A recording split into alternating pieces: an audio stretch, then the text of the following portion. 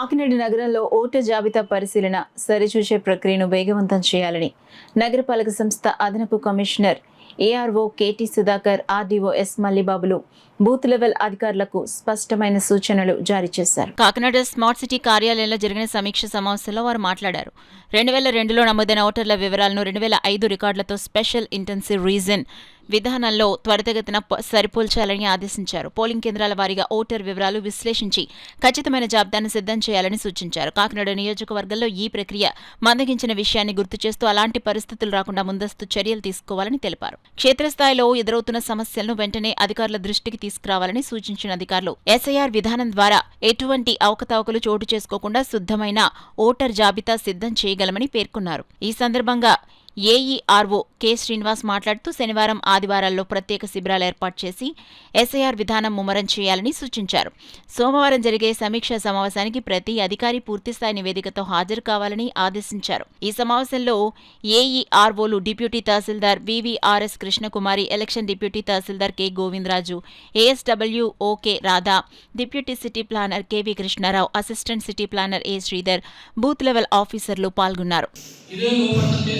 కూడా చాలా కాన్సెప్ట్స్లో ఉంది కాబట్టి మన ఎలక్షన్ కమిషన్ నుంచి వచ్చిన డైరెక్షన్ ప్రకారం ఈ శని ఆదివారాలు స్పెషల్ క్యాంపెయిన్ పెట్టాలి.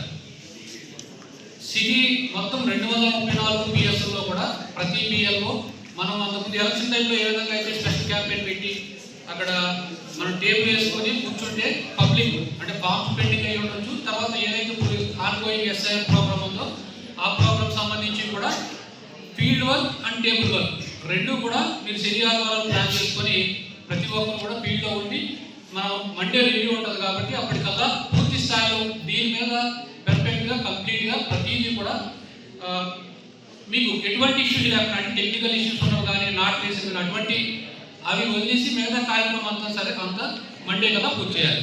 ఇప్పటి వరకు మన కార్పొరేషన్ అంటే సిటీ కాన్స్టిట్యూన్సీకి సంబంధించి 40% మాత్రమే కంప్లీట్ అయిన దాని మీద ఇది మనం దాదాపుగా ఇది 75% వరకు చేయడానికి పాసిబిలిటీ ఉంది కాబట్టి అది చేయమని చెప్పేసి ఇన్స్ట్రక్షన్స్ ఇవ్వడానికి ఈరోజు ఈ కార్యక్రమానికి మన ఆర్డీఓ గారు కూడా రావడం జరిగింది.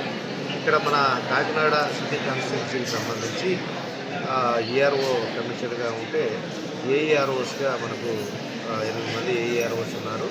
తర్వాత 24 మంది సూపర్వైజర్స్, 234 పోలీస్ స్టేషన్ మీద ఈ యొక్క స్పెషల్ ఇంటెన్సివ్ సమ్మర్ రివిజన్ అనేది జరుగుతూ ఉంది కాబట్టి దీనికి సంబంధించి మన బిఎల్ఓస్ లేదంటే సూపర్వైజర్స్ మీ దగ్గరికి వచ్చినప్పుడు మీ యొక్క వివరాలను సక్రమంగా అందజేసి ఈ కార్యక్రమాన్ని సక్సెస్ చేయవలసిందిగా మన కాకినాడ సిటీ ప్రజలను కోరడం జరుగుతుంది.